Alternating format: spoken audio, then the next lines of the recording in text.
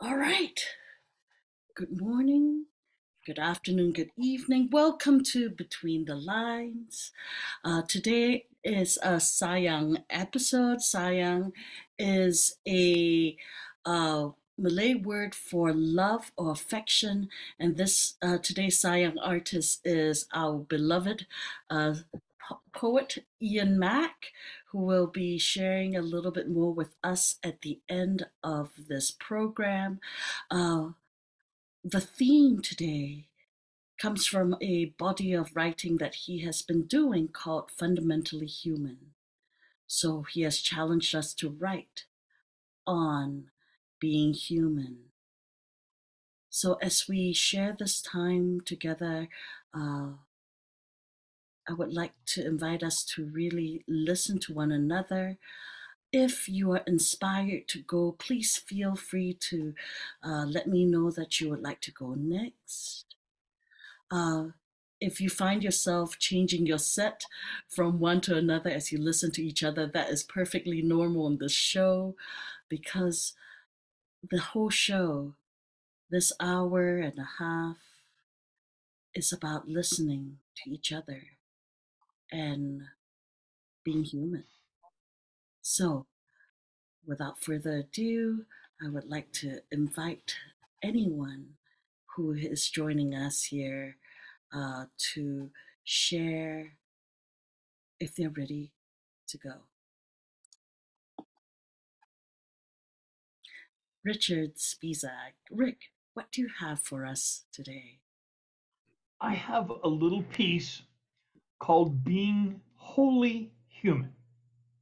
I decided to take Ian's charming idea and be human about it. Human being, wholly human, as a matter of fact. So here it is. It's called Being Wholly Human. Being human is quite droll, always in and out some other hole. First, of course, the gate presents both where we came from and where we went. Then the birthing stages next. All this quite the whole of sex. In and out another hole, and as it mad, it makes me droll. Opened up at a pair of windows, often these glaring gobel holes, gives us glimpses of the world, all the worldly stuff unfurled. Or, so it seems, what we're in, these twin holes neath the eyes, our noses begin. Another, though piercing, of the skin, which, unless they're stuffy, quite highly prized right below the lovely eyes. The air comes in, and ain't it grand? And usually we take in all we can, ever seeming equal, so for woman and for man. Then the mouth, a wondrous place. Food goes in and kisses out. Without it, oh my good Lord, how could we shout a solitary word? And then, of course, our balanced ears, one on each side of head appears, quite balanced there, despite when Van Gogh might an unbalanced despair or a lonely, friendless night reveal. Then, of course, we've a few more holes further south than our nostrils or our mouth. Any investigation there will do without, although without them there's little doubt how then a human little human without a place to let it out. Sometimes our ends fit together and somehow fires thereby are lit, and somehow fires thereby are lit. Thank you. Holy human.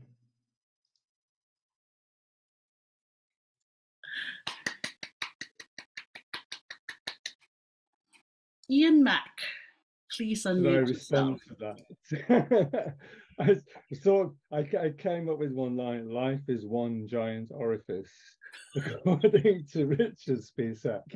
It's wonderful. It's all that interplay with words like from the, I guess, the intimately personal and human, right through to the universe, like from the beginnings of life to exploring life, from sex to food and eating. You covered the waterfront, as a famous American playwright might have put it.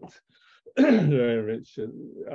Again, it's always not just entertaining but enlightening. I mean, there is always this kind of little twist to what you give us, but in such a delectable way. Thank you very much. So I'm looking at the room. Who would like to go next? After charming Richard has enthralled us with his twists and turns and about being wholly human. Clive Osman, welcome back. So happy. How was your trip? It was very good. Yeah, I had a great time. So I'm back this week. Following Rick's never easy, especially with this sort of stuff. So being human, what could I come up with for that, I wonder? Being human. Oh, hang on, let's put my mic in the right place. You might be able to hear me then. Hang on a minute. Right, okay, that's better. Being human, I have my peccadillos and prejudices. But the peccadillos are well looked after, well fed, and kept in the garage when it's cold. What? They're armadillos. Ah, okay. Being human, I have my armadillos and my prejudices. We all have pets. Some have goldfish. Some people have dogs or cats. Some have snakes. I have armadillos. I think they're probably named after that singer from Birmingham, Joan Armadillo. You know, love and affection and all that. From now on, I'll call mine Joan and Tony. They didn't have names before. I should have realised my mistake. I'm so stupid. I got off the tube at Peccadillo Circus recently. I didn't see any clowns or elephants or armadillos. I used to think I had foibles as well, but they turned out to be gerbils. Anyway, forget everything I've said so far, please. I'm not an armadillo or a gerbil or a goldfish, a dog, a cat, a snake, or an elephant. I am human, just like you, man. I thought I'd better throw in a rhyme. It is supposed to be a poem after all. I may have got my peccadillos mixed up with my armadillos and my armatradings and my Piccadilly, but humans make mistakes, so that just proves I'm human. Not that I want to labour the point. Show, don't tell, Clive. Show, don't tell. I once tried to join the Human League, but they didn't want me, baby. Bastards. And that brings me onto my prejudices. I'm prejudiced against bastards. Bastards who say I'm not a proper poet. Bastard Tories. Bastards who vote Tory and never learn. Bastard Tories. Bastard snobs. Bastards who voted for Brexit and won't accept this is all their fault. Bastard racists. Bastard sexists. Bastard homophobes. Bastard transphobes. Most of my bastard family. Basically, I am prejudiced against anyone who has prejudices. I hate myself. Oh, shut up now. Thank you.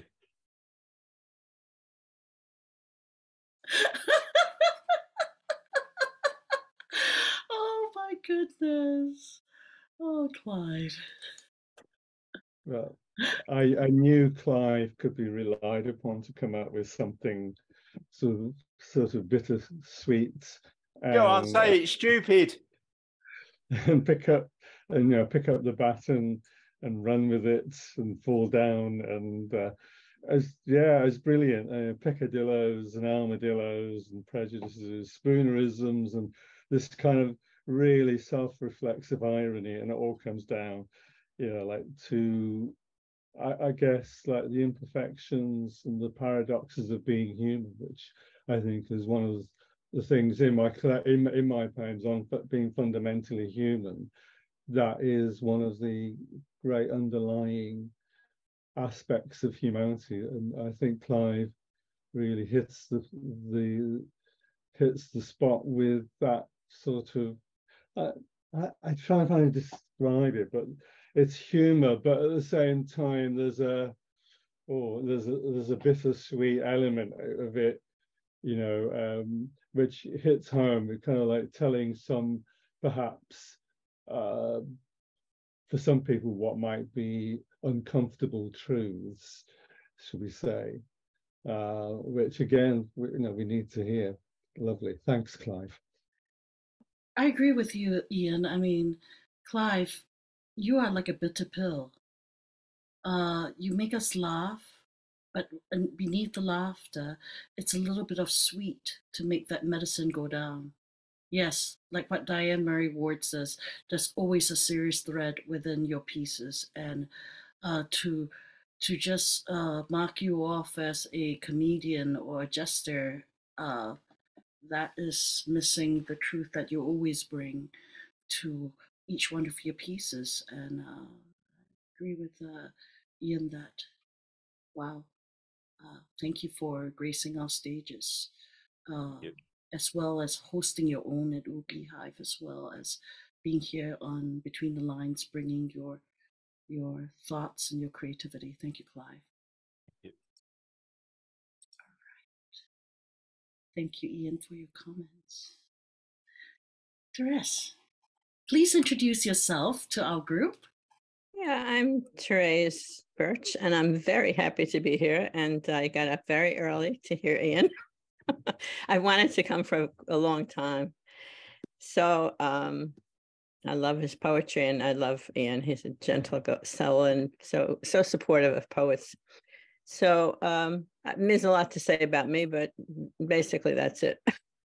So this poem is called, Ian may have heard it, it's Vulnerability, the Undoing of False Love. I took that ring off. No, not out of dread or something you said. There simply was no way ahead. And the light inside had died. And yet here I am, fully alive to the wonders of what lies ahead. Life is a mystery, and I could not hide behind a ring that lied of a relationship. I brushed aside all the questions and entered the rhythm of new things as the life I lived had died. It wasn't that I sought new things. I didn't need to hide behind a ring, acting as a cover, as if there were another. I was enough alone. No need to be owned. Too much at stake. My integrity, and for the sake of my own voice, I sail on the course of mystery. I am enough and free, and it's best if you see me as I really am, without a ring to give me cover or to hide behind. I am not blind and can receive this grace in new ways. It is our fate. Throughout my life, I've known the course of love is unending, and I can wait. I can wait.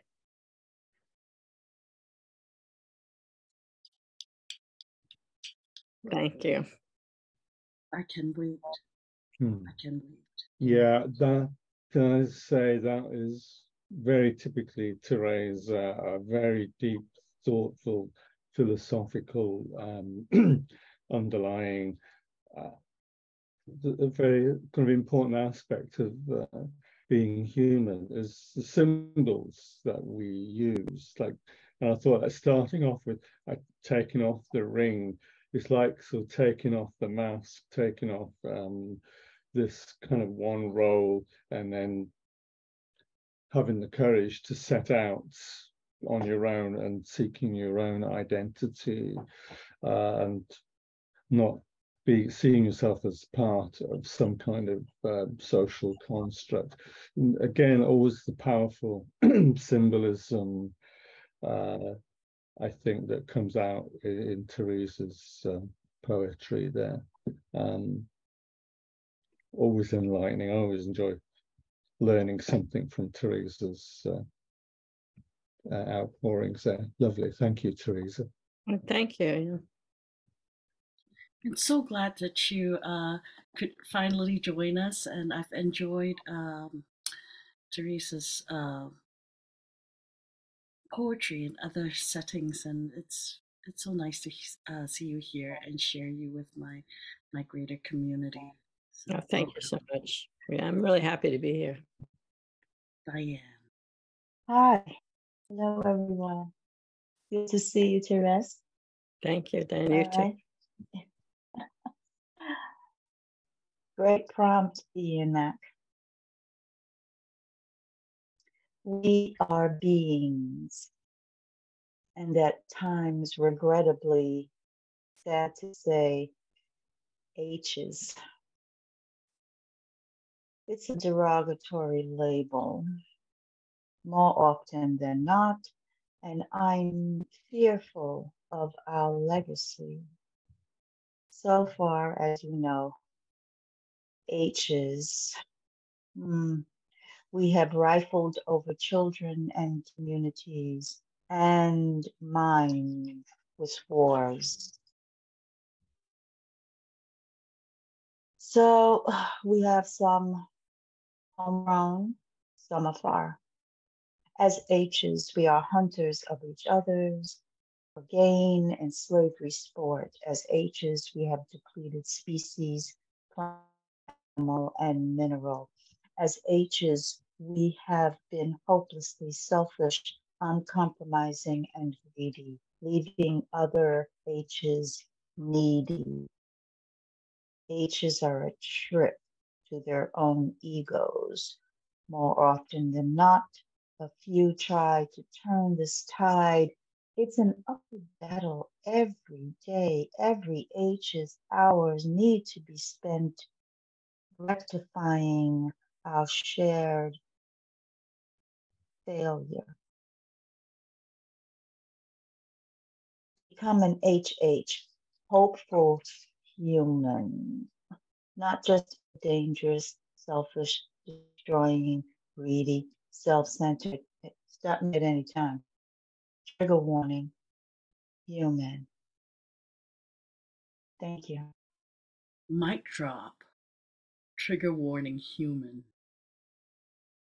Yes, I think that putting things into perspective, because we've often seen ourselves in a very solipsistic way. You know, we're human, we are the center of the universe, everything revolves around us, and as I think Diane points out quite powerfully, we are just a small pinch in the scale of things in the universe, and yet we have such a disproportionate impact on the world around us, often very negative, and it's always something very thoughtful, I think, from Diane. I like the way you used H's, almost sort of made us seem like a symbol, like a cipher, rather than saying the word human.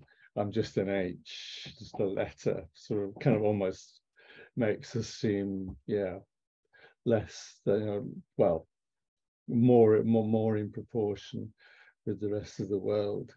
And a trigger warning too. Normally we get the trigger warning at the beginning of the poem, but with Diane, we turn it around and we get the trigger warning at the end. But when it's too late, you go, oh my God, you've already been hit with that theme. Lovely, thanks, Diane. Dr. Molly, please take the stage. I hope I am audible enough. Am I? Yeah. I'm in a different place here now in Hyderabad in India at my daughter's house. In fact, I thought I couldn't make it. I had a very sore throat and all. But I couldn't miss our show. That's why I'm here. I wanted to make it. Yeah. Today's topic, the start word like being human. What are we?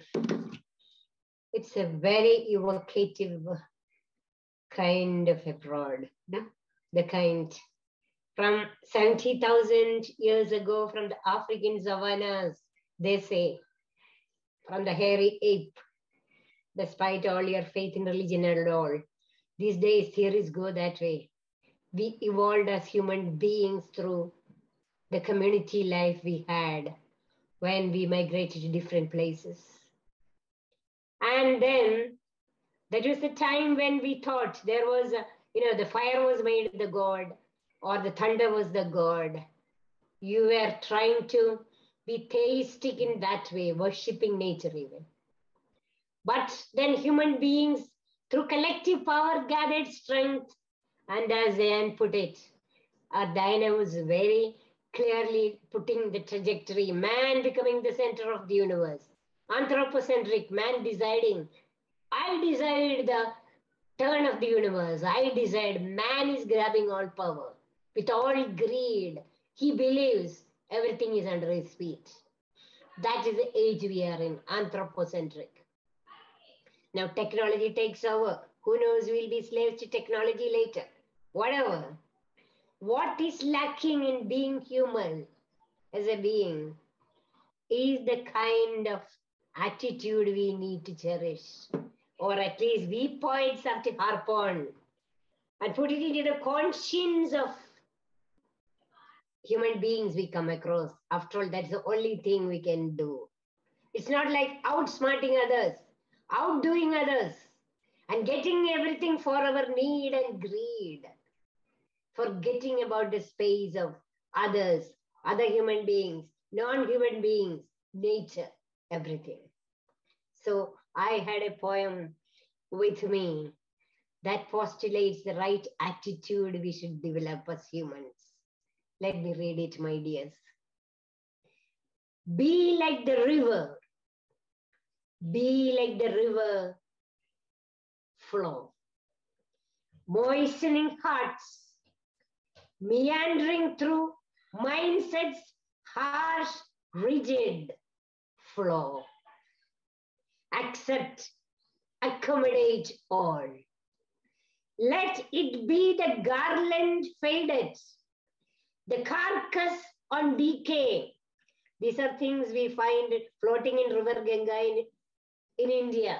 Everything is thrown into the water. The carcass on decay, the waste, the idol thrown, the precious toy parted with, or the diamond ring that sprung inadvertent onto your flow. Still you flow, flow. Flow through sunlit, moonlit shores without looking back. Flow, facing, absorbing the new, the enriching, enlivening.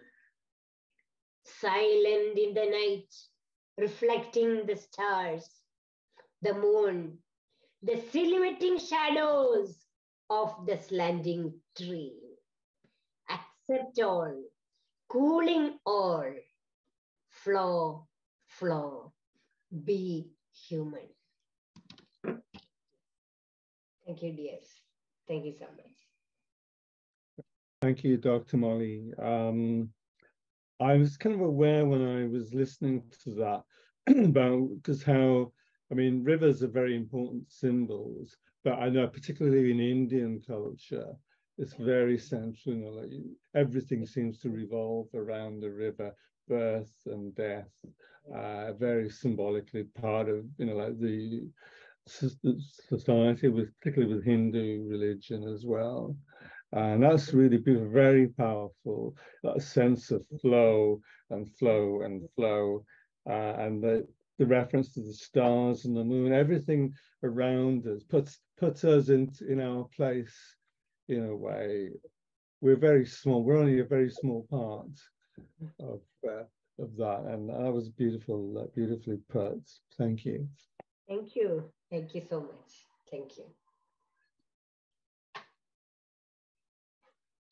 And I thought it was so interesting, the flow from last week's theme, which was rise and flow,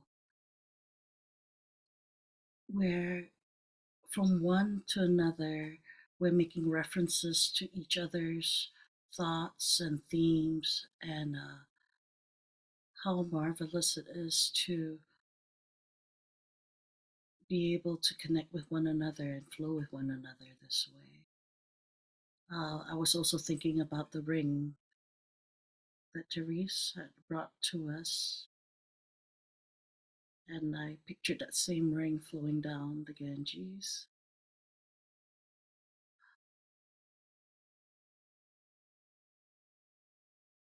Yeah, thank you so much, Dr. Molly, and thank you for joining us. Please be well and take care of your health, and we wish you good health. Who would like to share next? Zoe. The poem I'm sharing today is called Who Are Humans? It's a twin cinema poem, and I'm going to read it downwards, down the left column first, followed by the right side column, and I will read the poem across as well. So the left-hand side column is actually from one perspective, and the right side column is from another perspective. So here goes. Who are human beings that we have to be wary of them? If humility is in humans, they won't act the way they do. Each wears a shiny, self-manufactured diadem, while reigning deigns to dish out disrespect deemed due. We others, human or otherwise, they condemn, just deem dimmer beings in parallax, spoiling the view. What they succumb to, which includes temptations and phlegm, they look out for pneumonia, new money, cryptos, and cryptic clues. Deep is their love to parade logos, symbols, and emblems. Is this all what being a human being means? To be apathetic, have the right to be mean, be unkind to those who aren't noticed, who remain unseen. Humans aren't empathetic to those of a different kind. If yes, then I, AI, opine that there's really nothing worth learning from such narrow minds that fill furrows and fan furore that bring on the absence of love, the gel that binds. Does it mean they miss connections that make hearts cling? I've heard that humanity in humanities is a dormant domain, fast asleep in the great collective called the human race. We Homo sapiens relinquish the pot of pressure and pain within us and our rules of chomping and processing the space. It makes sense so that we need not ourselves restrain or strain. Our resources have limited capacity, so simply taste and paste what AI churns out, not unnecessarily tax our brains, for these are aging with no prospects of improving the pace. Currently, these appear to be the hard facts, simple and plain.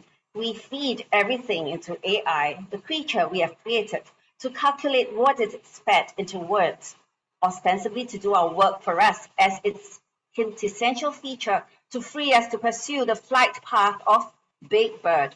We are fascinated by the exploits of poetical literature, which AI rapid fires algorithmically with all those certs, irrational roots to integers of which I heard as a teenager, on the presence of scud missiles of which I learned. Is it absurd, rational or not, that I don't miss missiles and AI's my new lit teacher? Who are human beings that we have to be wary of them? I've heard that humanity in humanities is a dormant domain. If humility is in humans, they won't act the way they do. Fast asleep is the great collective called the human race. Each wears a shiny self-manufactured diadem. We Homo sapiens relinquish the pot of pressure and pain, while reigning deigns to dish out disrespect deemed due. Within us and our rules of chomping and processing the space, we others, human or otherwise, they condemn.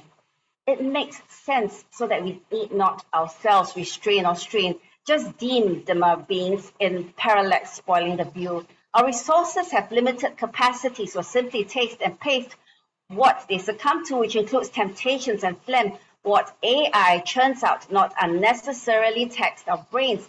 They look out for pneumonia, new money, cryptos, and cryptic clues. For these are aging with no prospects of improving the pace. Deep is their love to parade logos, symbols, and emblems. Currently, these appear to be the hard facts, simple and plain. Is this all what being a human being means? We feed everything into AI, the creature, to be apathetic, have the right to be mean, be unkind. We have created to calculate what it is fed into words, to those who aren't noticed, to remain unseen, ostensibly to do our work for us as its quintessential feature. Humans aren't empathetic to those of a different kind, to free us to pursue the flight path of Big Bird. If yes, then I, AI, opine that there's really nothing.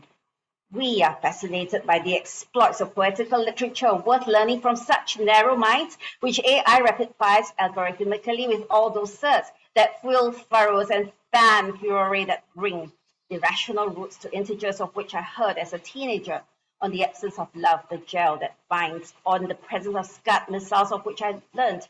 Is it absurd? Does it mean they miss connections that make hearts cling? Rational or not, that I don't miss missiles and AI's my new lit teacher?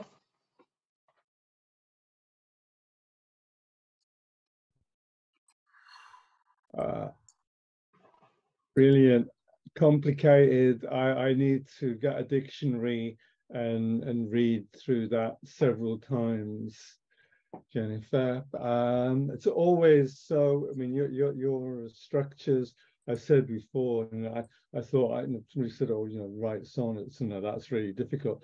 And I says, "What's more difficult is what you do. I don't think I could even think about attempting that kind of structure." But I love the idea that first person to bring AI into it. And again, that's quite a very topical issue at the moment. How that will affect us. I mean, it's basically. I mean, I think as well. It reminds me of an old expression, like sort of garbage in, garbage out. When it comes to AI, we think that we can make something intelligent, but all it will feed us back is what we are anyway. Generally, technology often does that, reflects back what we are essentially are as humans. And it's an interesting one because it's making you think about, not what we are intrinsically, but what's going to come, what the future holds there with us. So yeah, thanks for sharing that with us. Loved it. Thank you. Yeah, so you definitely are making me think more about what is our role in humanity. What are we supposed to be? Are we just using this gift of technology to abuse other people, to become disconnected with ourselves? Machinery, industrialization was meant to give human beings more space so that we could create and celebrate humanity. But what have we done instead? We've become more apathetic and less empathetic.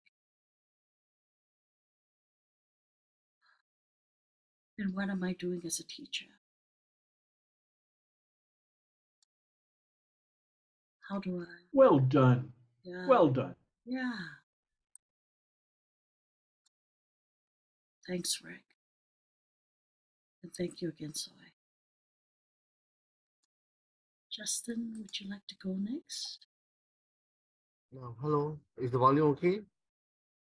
Okay. I've attempted to integrate an idea from each poet in my Why Me, a Generation Sonnet. So here goes. As kids in sunlight, we run and play. Under what you I take arm COVID vax. Each time rolling holes in the hay. All grown up, time to pay the ring tax. Why grow up though? Leave all accommodating Neverland, where all is AI cared for, provided. Coming of age, I do not understand. What the next step is not guided? Perhaps youth's exuberance and glow from our parents' tender loving care. Loving blessings countless gifts bestow, cushion us for life ahead to bear. The acceptance and love shining through, we look back with a heart brimming thankful. This is a sonnet, inspired by Ian Mac. Thank you.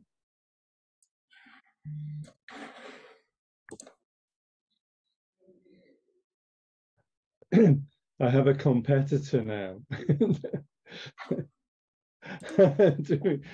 I'm glad to oops, hang on a minute. I mean, just switch off and on again. It goes a bit shaky. No, really? Did you just write that now, Justin, based on what you'd been listening to? That's brilliant. That is just brilliant to do that. All sum everything, some of those ideas up so succinctly into us. And that's in a sense as well why I started writing sonnets, was actually to try and train myself to start writing more succinctly, more condensed, to focus down on using language, like to use less rather than more. And you achieved that really brilliantly there. Thank you.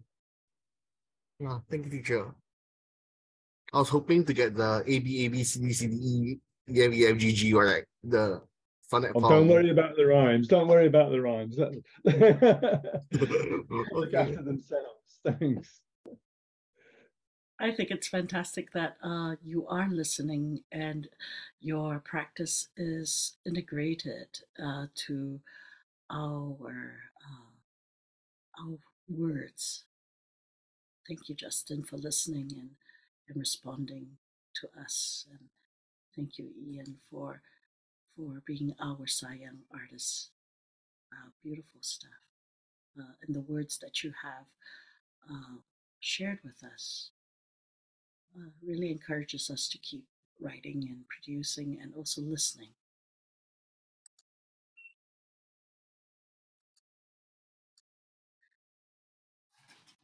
Lushan, welcome. Glad that you are here. Christina, would you like to read for us? Well, do you know, I haven't especially prepared anything. I could do something that's spontaneous. Have a look. It's lovely to see everyone. It's lovely to see Teresa, by the way. What about this one? This is called Who Do You Know? So that's a kind of human theme, isn't it? Who do you know? Do you know your sister, your mother? You don't give me this. You haven't got a brother, some motherfucker. Who do you know? Who do you know? Do you know Johnny Clark, some smart ass head full of larks, Russell Brand, perhaps Men in Max? Who do you know? You know. I'm often asked at the front, round the back, up the front, on top, quite a lot. Who do you know? So I said in a text message to get the gig, I know some old blokes from down the pub. Delete this. Some has-been. Someone who was at the first Glastonbury but doesn't have long to live. Some vicars in village halls. Somebody else. The hostel staff. The caterers and the tree campaigners. I love them all. Who do you know? And who might we have met before? Do you know the woman who worked in Coles in Bras? Louise McClory's mum. The librarian. Someone else's mum. Do you even know when you know? Who do you know? Do you know you know? In the biblical sense, although what the Bible has to do with it, I'm not sure. If it's not too personal, a question. If it's not shallow, but Mr. Ennis wished he hadn't let those Glastonbury fields follow that year, and now they've skipped 4 seasons. Give me a reason why I should tell who I know.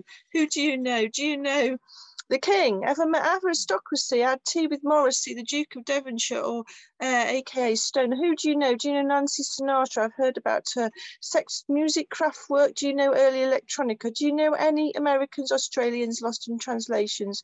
Do you know Studio Electrophonique, Unique Folk, that other bloke whose name I've forgotten me? Who do you know? Do you know that photorealist artist who did the artwork on the second or third Dark Realms album, Centre's Full Spread, who recommended the ice cream store in Santa Cruz?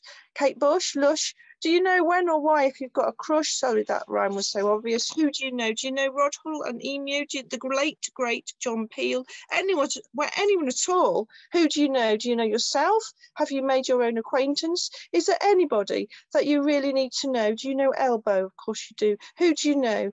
Do you know a lot of people? Support acts, Greybacks, Lucky Last, 2 Homebrews, Upstage Unglad, Men in Rags. Who do you know? Who do you know? You know? I know him, and her, but not intimately, but I can't be sure. Never set eyes on them before. It's a mystery. Who do you know? Do you know Luke Wright, punk poet, or Rob Autumn? Do you know I write verbatim? Best watch out then. Who do you know? Are you slow? Are you too slow? Did you catch the show? I suppose if you ignore it, in time she'll go, who do you know? You know? I know more no's than you can see on the end of your nose. I move in certain circles. And you know, who do you know? Do you know the King? Have you ever seen him before? And Frank St. Nancy down the New Jersey Turnpike in that fiercest storm you've ever seen and the snow coming in. Do you regret a single thing? Who do you know? I don't know anyone. No, don't ask again. I'm not saying anything. I'm keeping stum.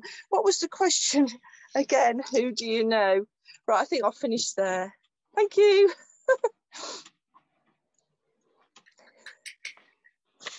Thank you, Christina. Who do you Yeah, know? I'm slightly out of breath just listening to that. Yeah, again, I kind of missed sort of listening to your stream of consciousness and, flow there, Christina. And a couple of points cropped up. I use this use of anaphora or anaphora. So it's just kind of repeat, who do you know? And what it does in the end, I'm almost questioning, what do I know? Who do I know?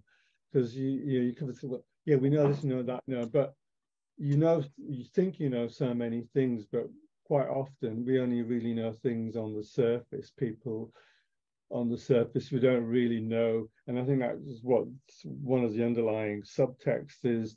Yeah, we know lots of things, but we don't really know. We only kind of have this kind of vague thing that we think we know. Everyone, we know this or that, but there's so many things. I think what to me, it opened up a question. Well, who do we really know? Well, what do we really know? No, but that was beautiful, lovely hearing that again. Lovely. Thanks. Thanks, Ian. The bombardment of thoughts with no space at all for anyone to be seen.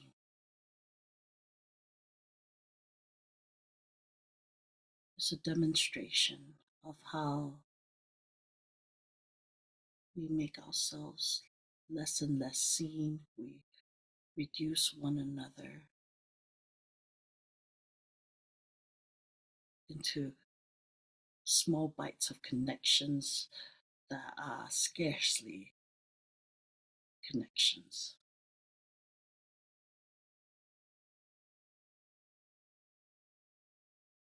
I know that you weren't really preparing to read. Christina, I'm so grateful that you brought that piece to us. All right, I think I'm ready to share mine.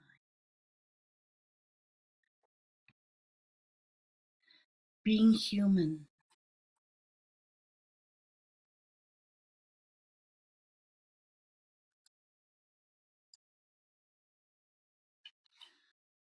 I looked in the mirror and I saw a specter crying to be exorcised, eyes oscillating between hollow and rage, hating everyone, especially myself, fearing everyone would scatter like roaches into the cracks of the floor when the light switches on.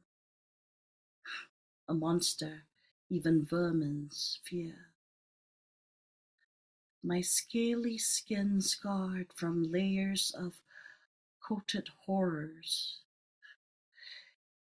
You taught me not to avert my eyes.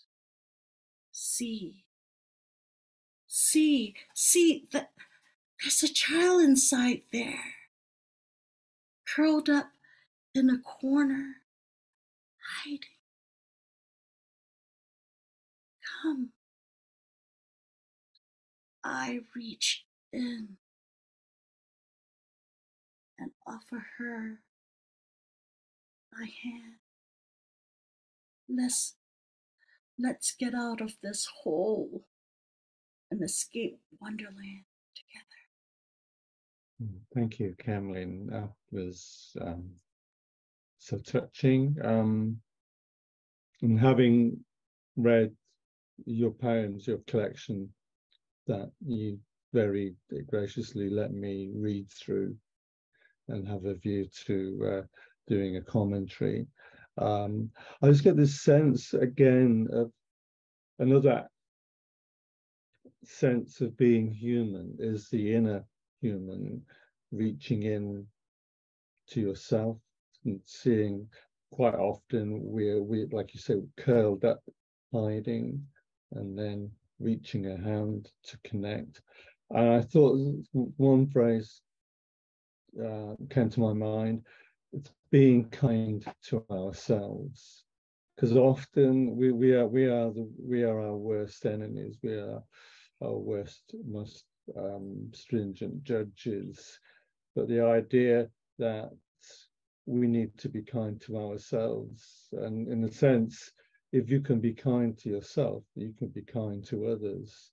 I often think people who are cruel to others are people generally who hate themselves or have a very poor sense of themselves. And then I think perhaps it's what we think of as projecting or projection, that because they hate themselves or they don't like themselves, they have some kind of inner turmoil, they project it and push it onto those outside, whether it's racial, social, or just generally being either misogynistic or misanthropic. And I thought that did it so empathically, and so that deep kind of emotional reach that you have in your poetry. Thank you. Thank you, Ian, and thank you for the beautiful comments in the chat, and seeing my words, but also seeing my person. Thank you. Yes, I've really had to listen very hard this time. Normally, it's easy if you're not having to do a commentary afterwards. Basically, I've got to say something intelligent or sensible as well. So I really enjoy it. I really want to say a big thank you to everyone who's kind of contributed and responded amazingly to this.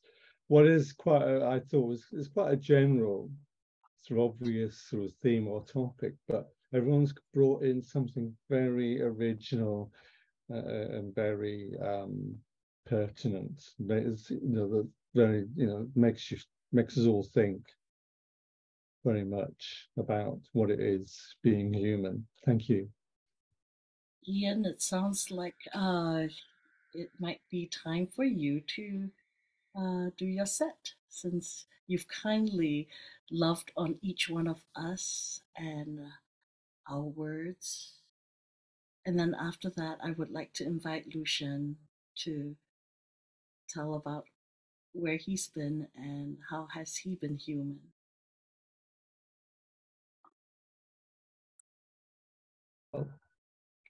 It's been a great honor, it's very pleasure being invited here as a Sayang artist. And I'm going to read several poems which are in this collection, which I sent a copy for Kemlyn to read and give me feedback on. And tentatively, it's called Fundamentally Human.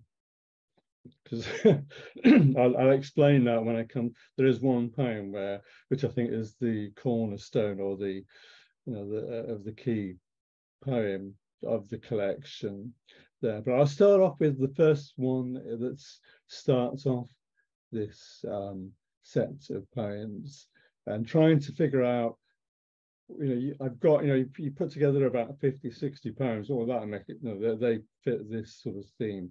And then you've got to think, well, what order do I put them in? How do I order them? How do I organize them? And I kind of did it in kind of like chronological order, but it turned out the first one is actually probably one of those watershed poems. But when I'd written it, I think I'd written a good poem that I was proud of and I could share. And it's called Crow Road.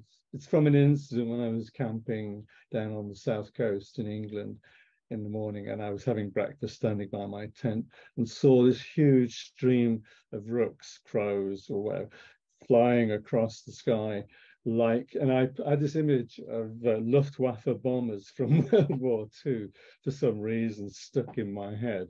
And then I just did through that scene. Then suddenly there was a turning point. I think I'll just read the poem. Crow Road. Bandit squadrons airborne in morning formation. Pirate hordes, black hooded orcs, sights aimed at distant fields. Black wing beats pulse with laconic, purposeful rhythm. The crosshairs of dark crow eye bearing down with unflinching intent. Along their daily crow road, following ancient flight paths, departing commuter belts of nesting rookeries. Then a sudden jolt of memory, returning to primeval scenes of raucous bands of black-winged hoodlums, shattering the eager dawn of adolescence when I wandered freely along my own chosen byways. Now I trace the faded line along that crow road of first awakenings, sights set on distant horizons, unseen destinations, invisible from this low vantage point, gazing up at marauding bands of crow. So that's the first one. The second one is the one which I think it was from a prompt from a poetry slam. I think it was about a fundamental human hypothesis. I think I had about 2 or 3 stabs at it before I got this. And quite an odd title. It's called My Mother Had Me Tested. So on being fundamentally human. So that's where the concept of the collection comes from. Warning signs manifested early on as escape plans were laid, aged 3 years. My first attempt thwarted as this bambino was found up the hill from the family residence aboard the bus to North Scale, seeking the open horizons of sea and sand, the beckoning pleasures of the beach. In my defense, I put it down to basic human nature, the natural urge to disappear round the next corner, a growing sense of curiosity pulling at atavistic strings, looking for new worlds to conquer, at least take a look around, explore the surroundings. That and escaping the clutches of a dysfunctional family was like a magnet pulling at this habitual escapee. Further attempts to flee were regular events, getting lost on purpose in the local cemetery, and forays into the purlieus and dark haunts of Hawcourt Lane, returning home to parental interrogations, always late for tea. And then adolescence dawned and further distant destinations beckoned.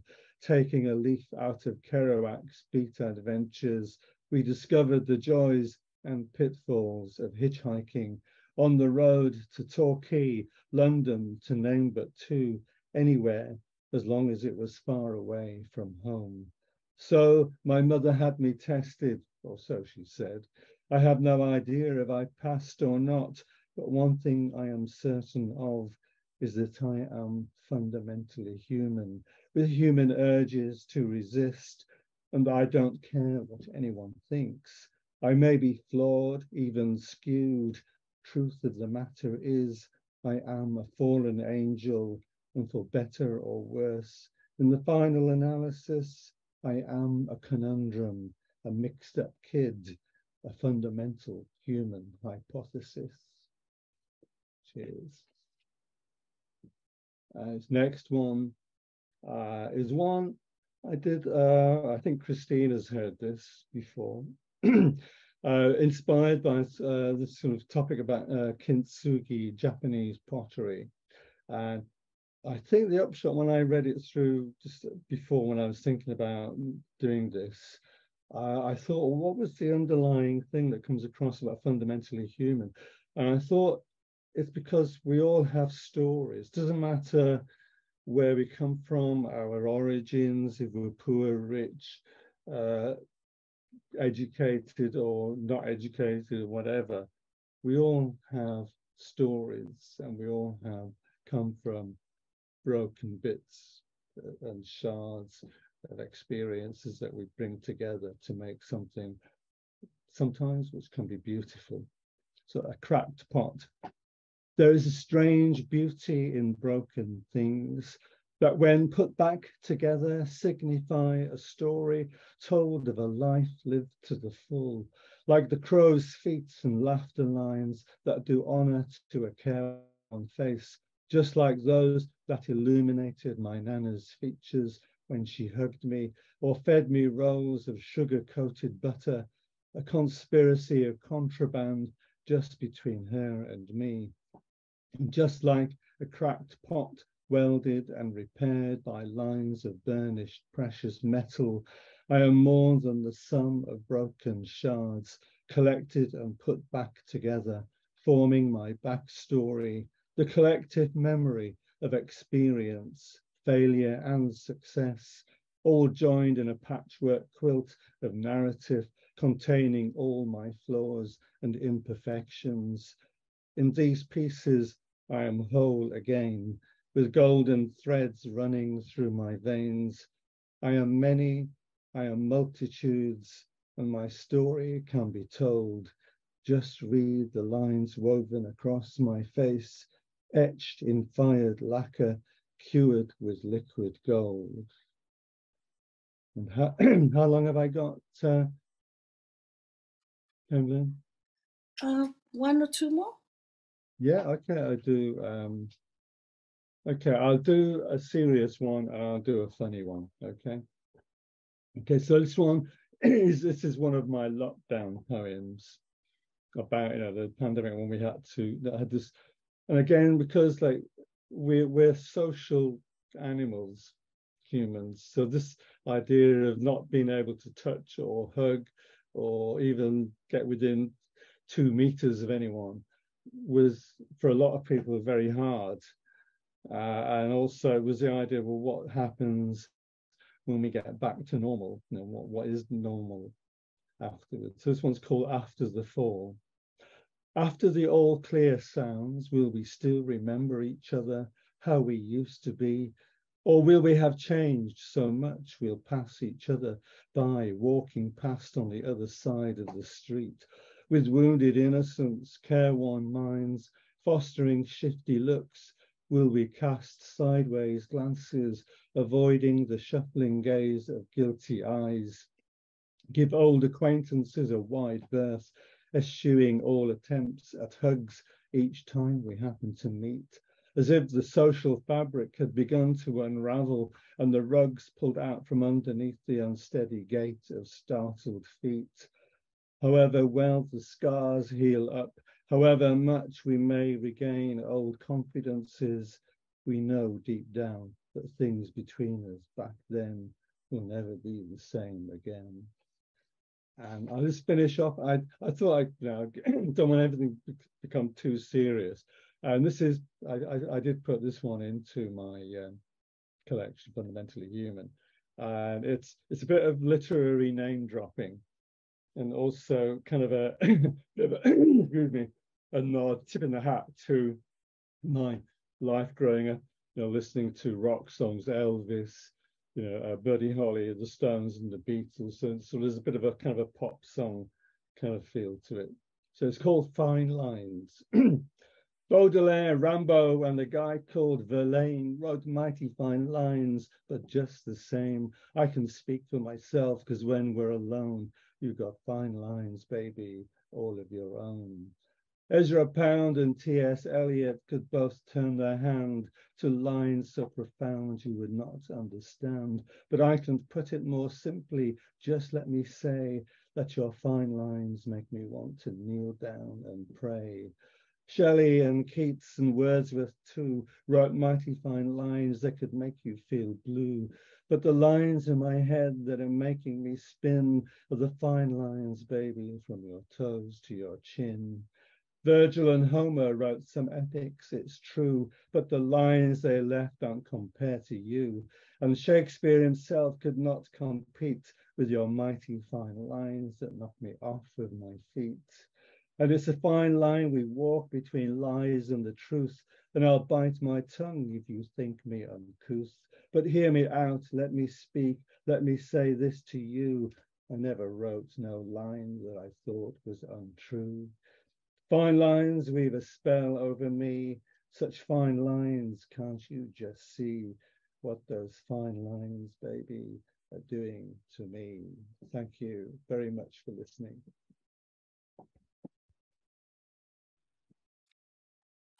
Everyone, please unmute and let us give our Sayang artists a sign Bravo, of sir. Bravo. No.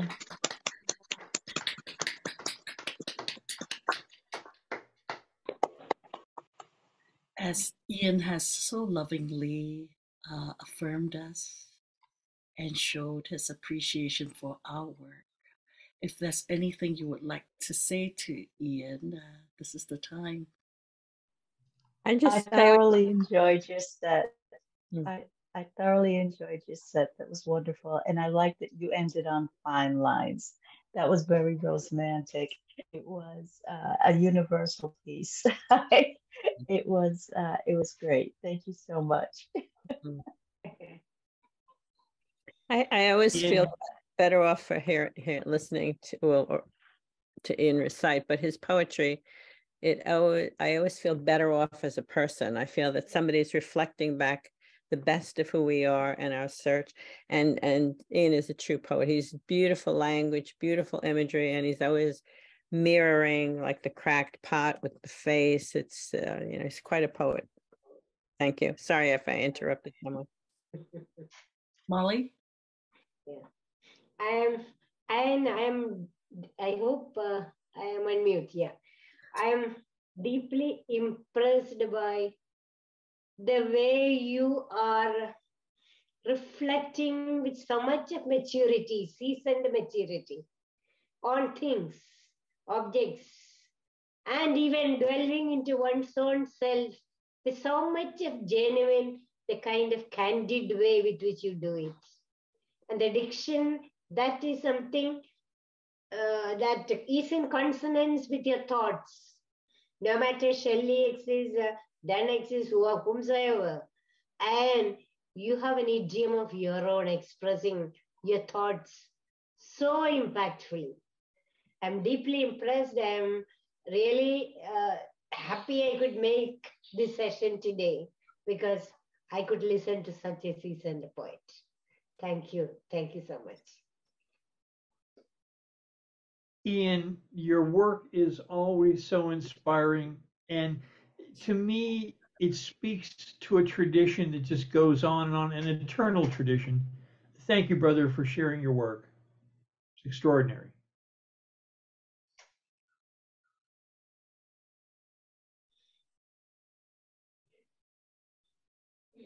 Do I respond now? If you feel like it, I'll let you talk.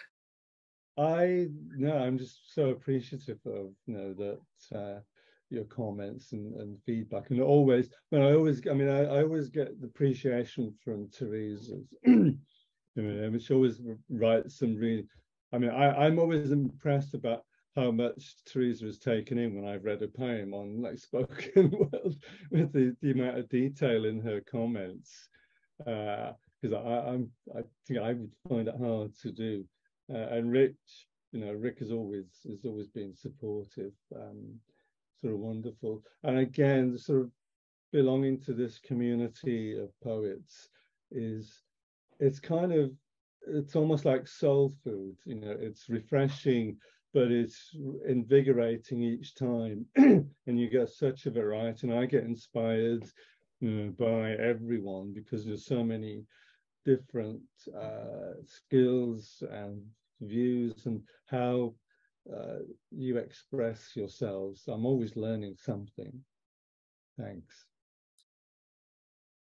And thank you so much for being so excited about posing a prompt for us, Ian, and willing to affirm Dr. Bailey when she was here. And thank you for, your generous comments and your kind attention to the details in our work today. Lucian, my fellow creative, do you have any comments about being human? I think it's a twist of irony that I am in Milan during Fashion Week. So I'm going to share some thoughts that I have about the days I've spent here. Strolling down the Galleria on cobblestones gilded with fake gold. Do my humble threads assuage your judgment from the cults of Fendi, Ferragamo, Gucci, Louis Vuitton? I step around hordes of devotees attempting to be inducted into the house, the cults that I walk by. Live mannequins wearing regalia, parading proudly as flashes of light illuminate their hollow eyes, their sunken cheeks, their souls hollowed out by incessant badgering. How much more can you take of that? How much more would you endure that dehumanizing bludgeoning, only to be considered and counted among the cults as a goddess, as a demigod?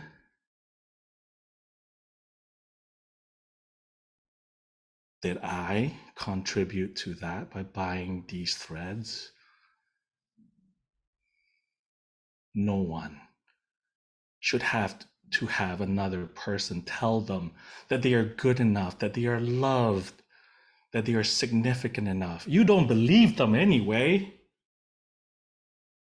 Instead, step off the runway and have a close look within to the inner child who continues to cry and sit with you, tugging on your sleeve. That may be the beginnings of being human.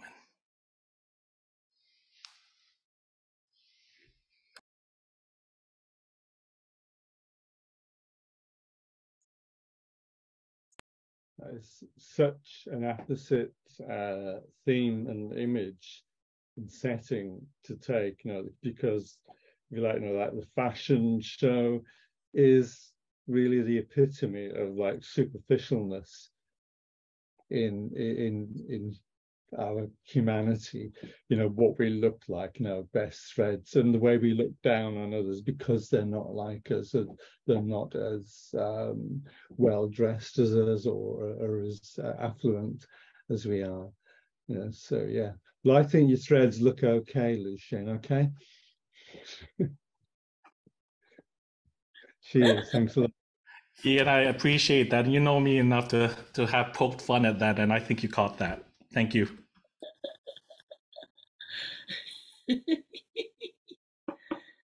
My hair, on the other hand, I care very much about.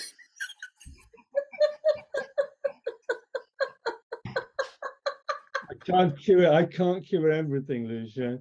Okay, I'm only human. That sounds like a bloody excuse, Ian. Ship. Oh my goodness. I prepared a little video for us to close with. Lucian and I talk a lot about the monsters that either are within us or the monsters when we see other people behave.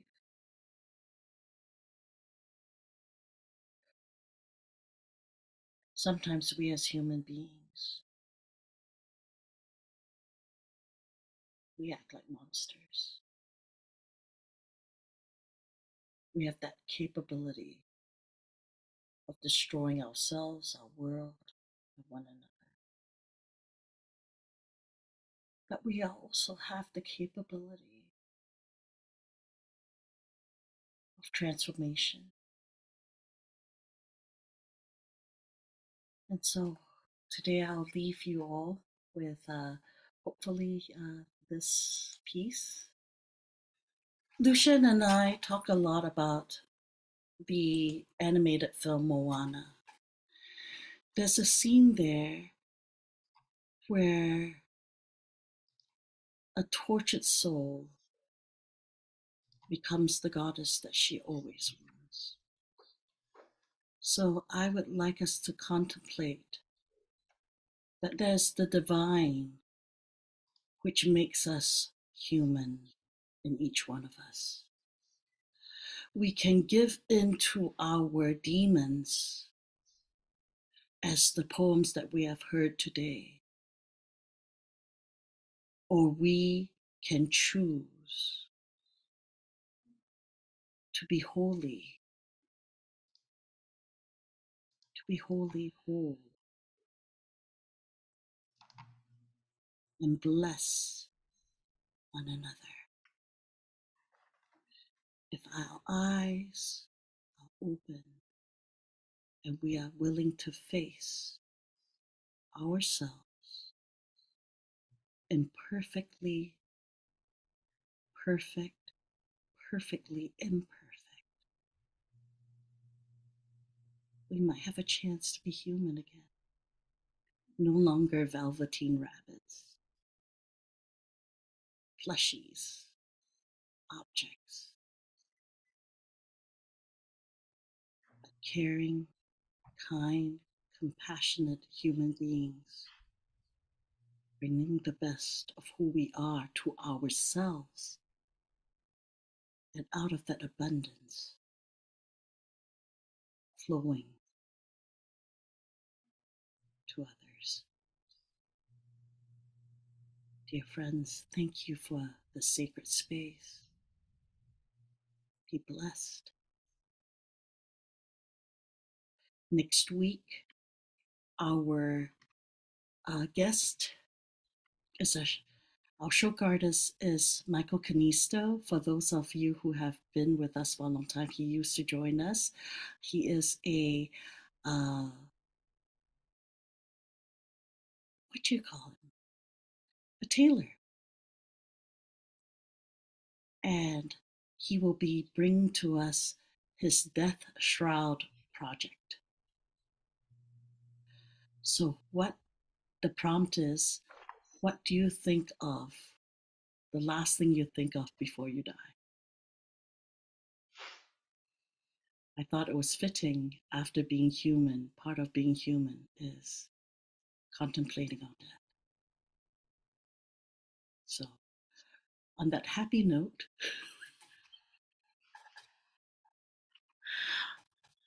see you Ice cream sundae. Ice cream sundae. Next week. Take your mind off it. Yeah. Please feel free to post your poems or reflections on Club Mermaid and see between the lines. Bye, everyone. Yeah. See you